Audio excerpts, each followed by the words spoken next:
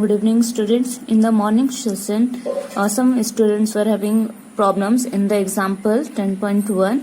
Okay, so let us again solve this example. Okay, here in this question, you can see it is a convex mirror. That's why I have drawn here the convex mirror with a center P, that is pole. This is a principal axis passing through it. Now, on an automobile has a radius of curvature of 3. Radius of curvature here this side, because it is a convex mirror. Clear? So, radius of curvature, it will be with positive sign. Okay, therefore R is equal to plus 3 meter. Clear?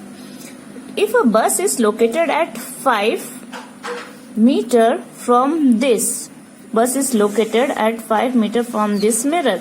इस mirror से कहाँ located है? 5 metre. ठीक है, यानी this side mirror से, क्योंकि जितने भी ऑब्जेक्ट्स होंगे हमेशा कहाँ आएंगे? On the left hand side of the mirror. That's why the object distance, बस क्या है? हियर ऑब्जेक्ट है, बस क्या है हमारा? ऑब्जेक्ट. ठीक है, तो ऑब्जेक्ट डिस्टेंस u क्या हो जाएगा? 5 मीटर. u is equal to 5 meter. Clear? From this mirror, find the position. We have to find the position, that is image distance. We have to find the v, nature, virtual और real, क्या nature होगा, and size. ठीक है, सो यहाँ पे हमें h भी नहीं दिया है, h डैश भी नहीं दिया है. ठीक है, तो यहाँ पर हम मैग्निफिकेशन फाइंड आउट करेंगे. ठीक है, लेकिन उसके पहले हम यहाँ पे बाकी चीजें देख लेते हैं. सो फर्स्ट ऑफ ऑल हमारे पास एक मिरर फॉर्मूला है. Remember the mirror formula. Okay, mirror formula. क्या? What is mirror formula? 1 by v plus 1 by u is equal to 1 by f. This is our mirror formula. ठीक, but in this mirror formula there is no r. r नहीं है. Clear? So we have another formula. Remember, R is equal to 2F or F is equal to R by 2. ठीक है, तो यहाँ पे हम ये यूज करेंगे क्योंकि हमें क्या चाहिए? F की वैल्यू चाहिए. क्लियर है? F is equal to R by 2. Therefore, F is equal to R की वैल्यू क्या है? Here 3. Clear? by 2. सो ये आ जाएगा हमारा 1.5. क्लियर है? एफ की वैल्यू आ गई, तो हमारे पास यू की वैल्यू है, वी की वैल्यू नहीं है जो हमें फाइंड आउट करनी है. सो ये जो वैल्यू है वो पुट अप करते हैं. Clear? 1 by v plus 1 by u is equal to 1 by f. Now हमें ये चाहिए, इसका मतलब ये वाला जो है, ठीक है, इसे हम दूसरी तरफ सेंड करेंगे. तो ये हमारा फॉर्मूला कैसे बन जाएगा? 1 by v is equal to 1 by f, और ये दूसरी तरफ जा रहा है इक्वल टू के, मीन्स ये जो इस प्लस साइन है it will be converted into minus 1 by u. Now put the value. 1 by v is equal to 1 by 1.50. ठीक है, minus as it is 1 by u की वैल्यू क्या थी? सॉरी, हेयर ये हमने माइनस नहीं लिया है, यहाँ माइनस आएगा. ठीक है, क्योंकि ये डिस्टेंस यहाँ पर है, माइनस एक्स एक्सिस पर है. ठीक है, माइनस एक्स एक्सिस पर आएगा. यहाँ पे ऑब्जेक्ट बस यहाँ पर है. ठीक है, तो ऑब्जेक्ट डिस्टेंस जो आएगा वो किस पे है? एक्स एक्सिस पर, यानी इसका वैल्यू क्या होगा? माइनस. ठीक है, इसलिए यहाँ पर आ जाएगा माइनस 5.00. क्लियर है ना? ये जो माइनस है ये माइनस माइनस क्या हो जाता है? Plus. So 1 by v is equal to 1 upon 1.50 plus 1 upon 5. Now, अब क्या होगा? Take the LCM. ठीक है, एलसीएम कैसे लेते हैं? ये वाली क्वांटिटी यहाँ मल्टीप्लाई होती है. ठीक है, 1 into दिस अपन, ठीक है, प्लस ये वाली क्वांटिटी इस 1 के साथ मल्टीप्लाई होगी. 1 into 1.50. ठीक है, अब ये दोनों क्वांटिटी इन दोनों के साथ. क्लियर है? This is LCM method. ठीक है, अब एलसीएम लेने के बाद क्या निकला हमारा? 1 by v is equal to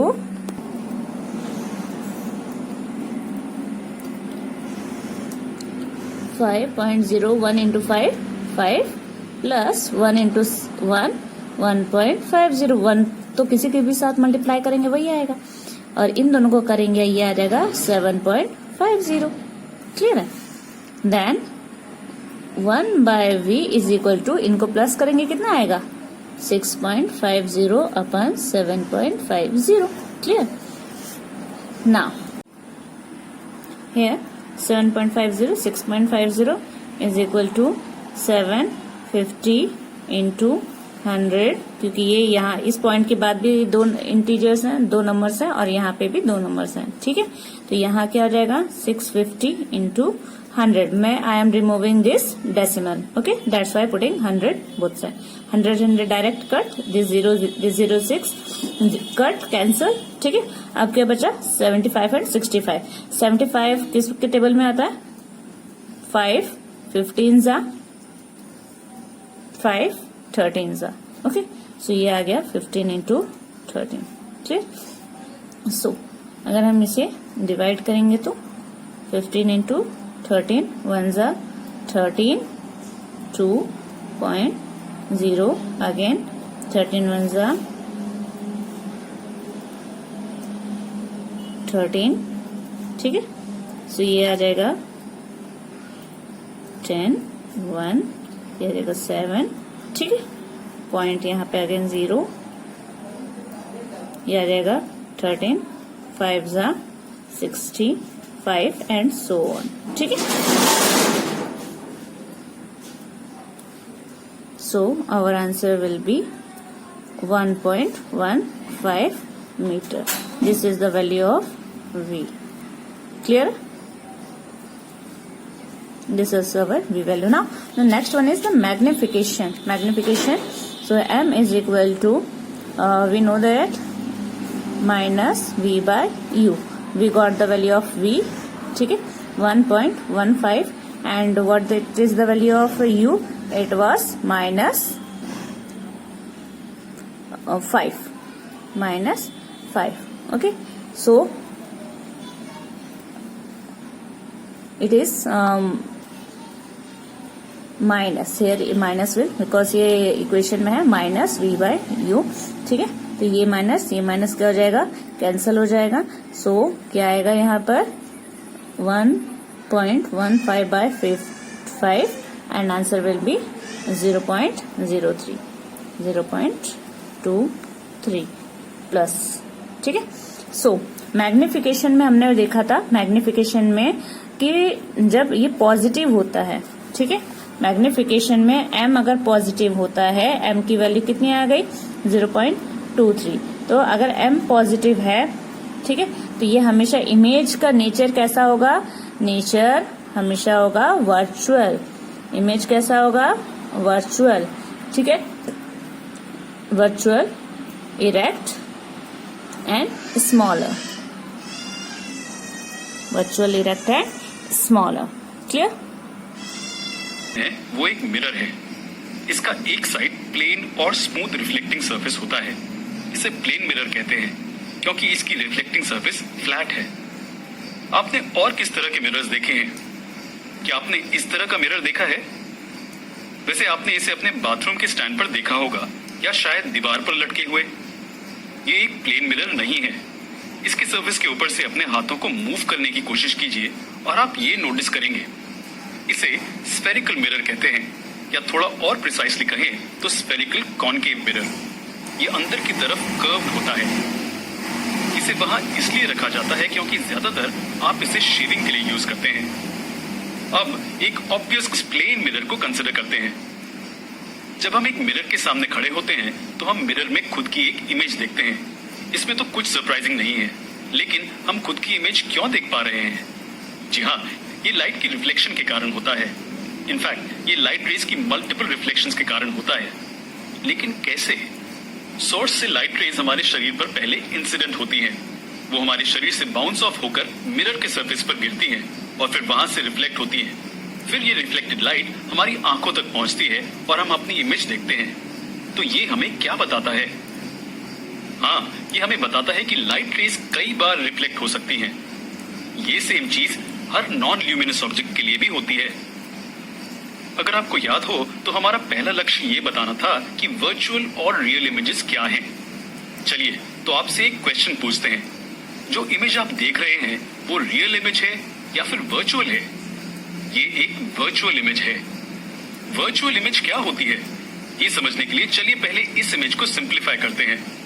चलिए इस बॉय को पॉइंटिंग अप एरो से रिप्रेजेंट करते हैं और यहाँ हमारा प्लेन मिरर है। आप एरो के टॉप को बॉय के सिर का टॉप अज्यूम कर सकते हैं। अब बॉय की इमेज कहाँ बनती है? जब आप इमेज को मिरर में देखते हैं तो यहाँ हमें लगता है कि इमेज कहीं मिरर के पीछे बनी है, लेकिन मिरर के पीछे तो कुछ नहीं है ना? हमारे लिए लाइट रेज मिरर के पीछे से आती हुई नजर आती हैं। एग्जाम्पल के लिए मान लीजिए एरो के टॉप से कुछ लाइट रेज निकल रही हैं। ये सभी रेज मिरर पर इंसिडेंट हो रही हैं और वापस रिफ्लेक्ट हो रही हैं। जी हाँ, सभी reflected rays laws of reflection को फॉलो करते हैं। आप देख सकते हैं कि सभी रिफ्लेक्टेड रेज एक दूसरे से दूर जा रही हैं, मतलब कि वो डाइवर्जिंग है। लेकिन हम जानते हैं कि इमेज कहीं मिरर के पीछे बनी है। तो चलिए हम इन रिफ्लेक्टेड रेज को बैकवर्ड एक्सटेंड करते हैं और देखते हैं क्या होता है। हम देखते हैं कि ये मिरर के पीछे इस पॉइंट पर मिलते हैं और हमारे लिए ये वो जगह है जहां इमेज का टॉप अपीयर होता है। जब हम इस पॉइंट को देखते हैं तो ऐसा लगता है कि सभी लाइट रेज इस पॉइंट से डाइवर्ज हो रहे हैं, लेकिन वास्तव में मिरर के पीछे कोई लाइट रेज नहीं है, क्योंकि ये एक स्मूथ और शाइनी सरफेस है। ये ज्यादातर लाइट को वापस रिफ्लेक्ट करता है और लगभग कोई लाइट पीछे नहीं पहुंचती, लेकिन फिर भी हमें ऐसा लगता है कि लाइट रेज पॉइंट के पीछे से आ रही हैं। तो हमने यहाँ सिर्फ एरो के टॉप को कंसिडर किया है। हम ऑब्जेक्ट पर बाकी बचे पॉइंट्स के साथ कुछ सिमिलर कर सकते हैं पूरी इमेज पाने के लिए। तो हम कह सकते हैं जो इमेज यहाँ बनी है वो वर्चुअल है, या दूसरे शब्दों में कहें तो वो रियल नहीं है। आप एक वर्चुअल इमेज को एक इमेज के रूप में सोच सकते हैं जो मिरर के पीछे कहीं पोजीशन में बनी है, लेकिन वास्तव में ये नहीं है। एक वर्चुअल इमेज तब बनती है जब मिरर से रिफ्लेक्शन के बाद लाइट रेज डाइवर्ज होते हैं। हर प्लेन मिरर एक वर्चुअल इमेज बनाता है। ये प्लेन मिरर से बने इमेजेस की पहली कैरेक्टरिस्टिक है। प्लेन मिरर से बने इमेजेस वर्चुअल होते हैं, न कि real. Now our next topic is refraction of light. Okay, refraction. So what is the meaning of refraction? So let us see refraction. Okay, so this is a surface. Clear? Light rays or sun rays from a source is coming and striking and bending. ठीक है, ये यहाँ से यहाँ आता है, surface से strike होके बैंड होके दूसरे डायरेक्शन में चला जाता है। ठीक है, तो हमने इसे कहा कि this is a incident ray and this is a refracted रे, और ये क्या बना था हमारा नॉर्मल। क्लियर? सो जितना इंसिडेंट रे होता है उतना ही यहाँ पे रिफ्लेक्टेड रे भी होता है, यानी कि ये सरफेस से बेंड होना, ठीक है, क्या कहलाता है? Reflection. This phenomena is known as reflection. Clear? Now the next phenomena is कि अगर हम एक ट्रांसपेरेंट सब्सटेंस लेते हैं, ठीक है, ये जो सनरेज है यहां से आती है। अगर यहाँ पे मैंने एक ट्रांसपेरेंट बॉटल रखा, ठीक है, बॉटल है, एक ट्रांसपेरेंट बॉटल रख दिया मैंने यहाँ पे। सो ये क्या होगा? ये इससे पास होके दूसरे तरफ चला जाएगा। क्लियर है? सो ये जो ट्रांसपेरेंट बॉटल है, तो ये क्या है? यहाँ पे भी एक मीडियम है। ये एयर यहाँ पे मीडियम था, ठीक है, वो एक मीडियम से दूसरे मीडियम में एंटर होके यहाँ पे अलग अलग मीडियम में गया। ठीक है, तो क्या होगा? लाइट ट्रांसपेरेंट मीडियम में डेंसिटी देख के क्या करती है? एक मीडियम से दूसरे मीडियम के अंदर एंटर करती है, और उसकी वजह से क्या होती है? इनमें क्या होती है? रेस कुछ क्या होता है? डिफ्लेक्ट हो जाती है, यानी अपने पोजीशन से थोड़े मुड़ जाते हैं। ठीक, इसी तरह अगर ग्लास स्लैब लेते हैं, मोटा सा एक ग्लास स्लैब लेंगे, ठीक है, कांच का ग्लास स्लैब लेंगे जिसकी जो थिकनेस है थोड़ी सी ज्यादा होगी। क्लियर? सो जब यहां से रेज आएगी, ये एयर एक मीडियम है, ठीक है, उसके बाद ये ग्लास, ये कौन सा मीडियम है? ग्लास। ठीक है, जब इसमें आएगी तो ये क्या होगी? थोड़ी सी बेंड हो जाएगी, और यहां से जब ग्लास के बाहर जाएगी तो थोड़ा सा बेंड होगी। क्लियर है? सो यहाँ पे क्या है, ग्लास की अपनी एक डेंसिटी होती है जिसकी वजह से क्या हुआ कि एक मीडियम से जब रेस पास होती है दूसरे मीडियम में तो वो क्या हो जाती है, थोड़ी सी बेंड हो जाती है, और ये जो बेंड है this is known as refraction, this is refraction. Clear है? यहाँ पे जो सरफेस से बेंडिंग हो जाती है जो रेस वो रिफ्लेक्शन कहलाती है। यहाँ पे एक मीडियम से दूसरे मीडियम में आने के बाद वो क्या होती है, अपने पाथ से रिफ्लेक्ट होती है, तो उसे कहा जाता है रिफ्रैक्शन। क्लियर? सो सी है, you might have observed at the bottom of the tank और ए पॉन्ड, ठीक है, जहां पानी भरा होता है वहां सरफेस में क्या होगा, containing water appears to be raised, तो जो भी पानी भरा होता है वो हमेशा कैसी चीजें दिखाई देती हैं, उठी हुई उभरी हुई दिखाई देती हैं, है ना। Similarly when a thick glass slab, अगर मोटा सा ग्लास स्लैब है, is placed over some printed matter, ठीक है, तो प्रिंटेड यानी कि अगर इसके ऊपर रख देंगे तो हमें कैसा दिखाएगा, उभरा हुआ दिखाई देगा, ठीक है। The letter appears raised when viewed through the glass slab. Why does it happen? Have you seen a pencil partially immersed in water in a glass tumbler? कभी पेंसिल को हाफ पानी में भर के देखा है? It appears to be displaced at the interface of the air and water. Air और water भी एक मीडियम है, जिस तरह से ग्लास एक मीडियम है वैसे ही वाटर भी एक मीडियम है। तो एयर के मीडियम से वाटर में जब रेस एंटर करते हैं तो वो अपने पाथ से डिस्प्लेस हो जाते हैं, ठीक है। You might have observed that a lemon kept in water in a glass tumbler appears to be bigger, ठीक है, यानी उसके अंदर कोई भी साइज होता है वाटर के अंदर, ठीक है, तो वो बिगर दिखाई देता है। For example you can see this, देखिए कैंडल है, दिस पाथ से जा रहा था, यहाँ पे ये पाथ देखिए, इसका ये यहाँ देखिए ये पाथ एक्चुअली इसका यहाँ होना चाहिए, लेकिन ये अपने पाथ से रिफ्लेक्ट होके देखिए ये ऐसा लग रहा है ब्रेक हो गया है, ठीक है। इसका पाथ क्या है, ये एयर मीडियम है, एयर मीडियम से जब रेस यहाँ एंटर हो रही है और उसके बाद क्या है, वाटर के अंदर एंटर हो रही है, वाटर के अंदर एंटर हुई मतलब कि उसका पाथ डिफ्लेक्ट हो गया, देखिए थोड़ा सा बेंडिंग आ गया है।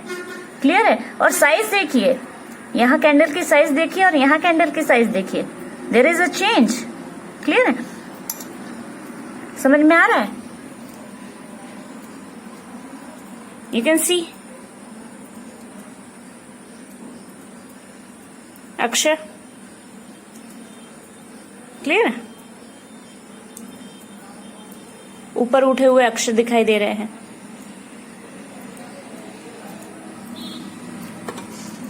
सो पाथ आपने देखा कैसे चेंज हो जाता है, ठीक है।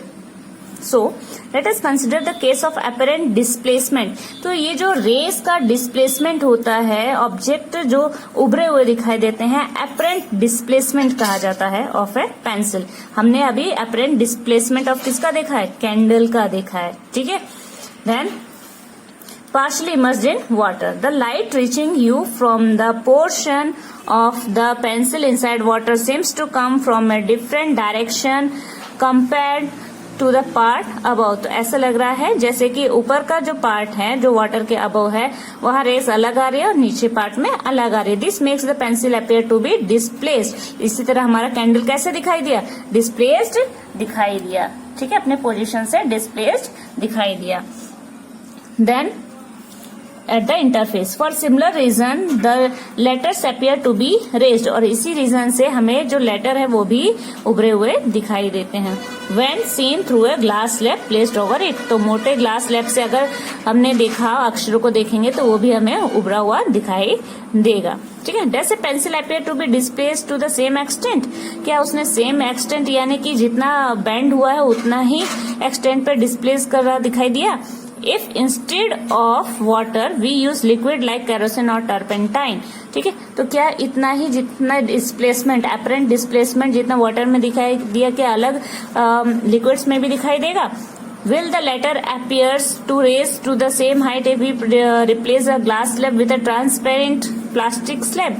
You will find that the extent of the effect is different. नहीं, सो जो वाटर का एक्सटेंट अलग होगा क्योंकि वाटर की डेंसिटी अलग होगी, केरोसिन की अलग होगी, टर्पेंटाइन की अलग होगी, ग्लास स्लैब की अलग है, प्लास्टिक ट्रांसपेरेंट प्लास्टिक स्लैब की अलग होगी।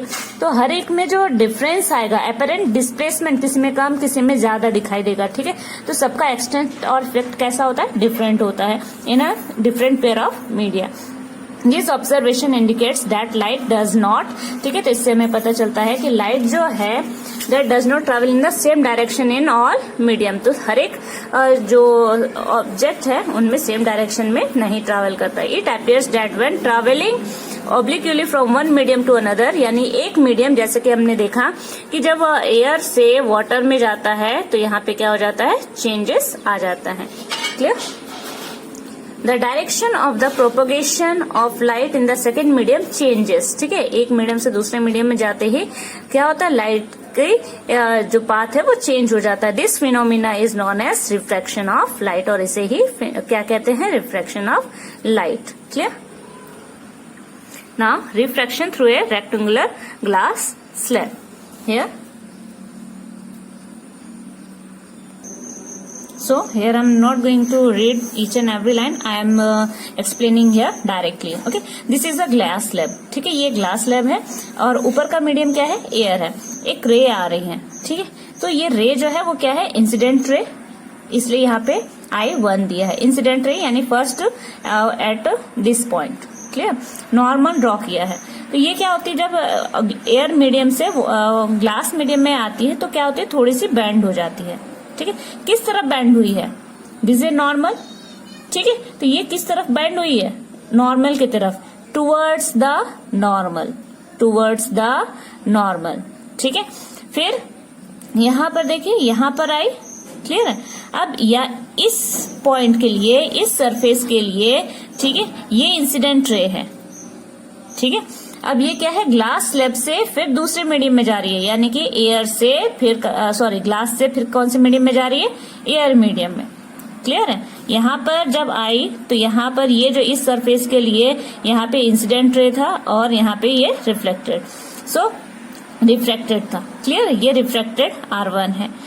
दो यहाँ पे ये या एयर मीडियम था, ये ग्लास मीडियम था। अब नेक्स्ट टाइम जब ये ग्लास में आ चुका है, ग्लास एक में फर्स्ट मीडियम ले रहे हैं इसके लिए। ठीक है, तो इंसिडेंट I2, यहाँ पे I1 था, यहाँ पे I2। अब ये इससे बाहर निकल रहा है, यानी कि ये जो थिक ग्लास स्लैब है, ठीक है, एक डेंसर मीडियम से रेयर मीडियम में जा रहा है। एयर क्या है, रेयर मीडियम है, ग्लास क्या है, डेंसर मीडियम में।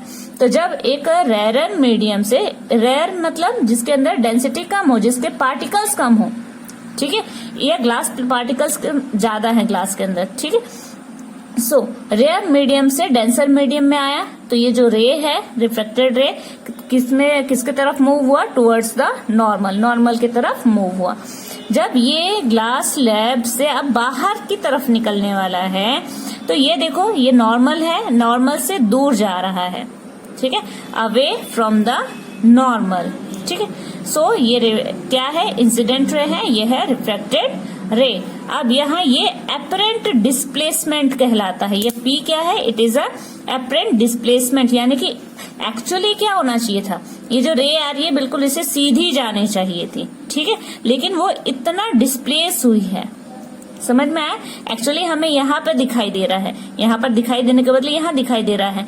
ठीक है, तो इसे कहते हैं कि इतना डिस्प्लेस हुआ है, जिसे कहते हैं apparent displacement of the position of the object. Clear? Now there are two laws of refraction of light. As we have studied in reflection of light, there are two laws of refraction of light also. The incident ray, the refracted ray, and the normal to the interface of two transparent medium at the point of incidence are all lie in a same plane. ठीक है? The next one is interface यानी meeting point.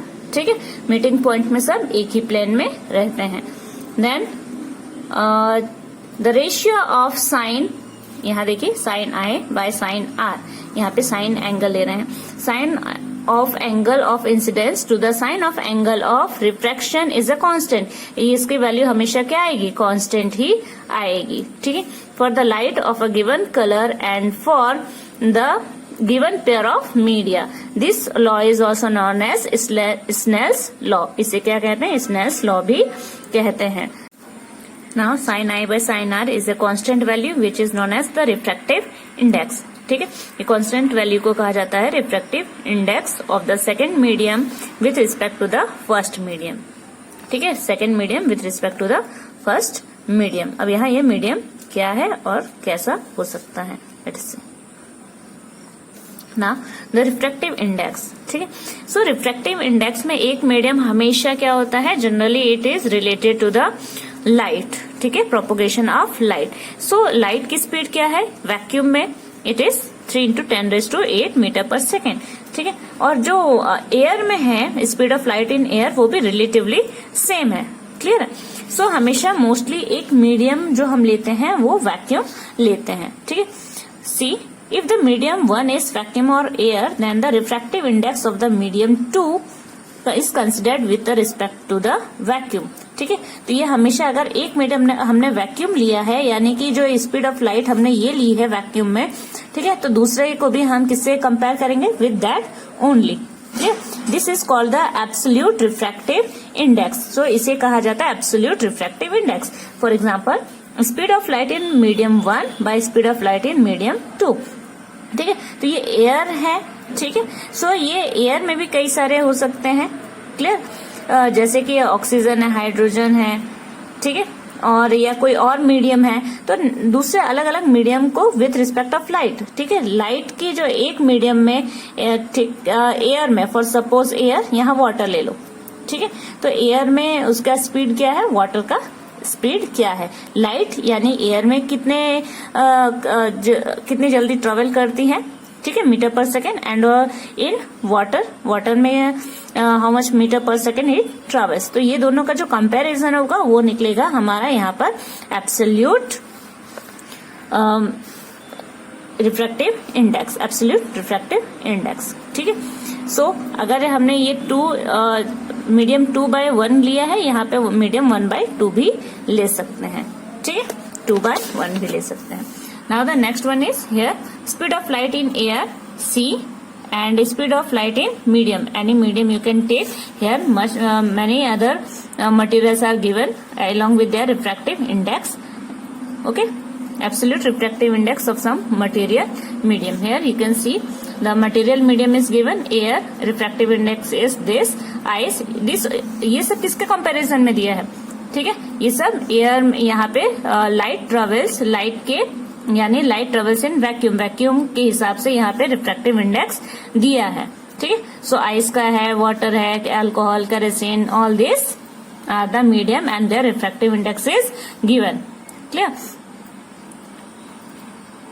Now here you can see, read this one because you will come to know about the term rarer medium and the denser medium. What is rarer medium and what is denser medium? ठीक है, optical density you will know about this.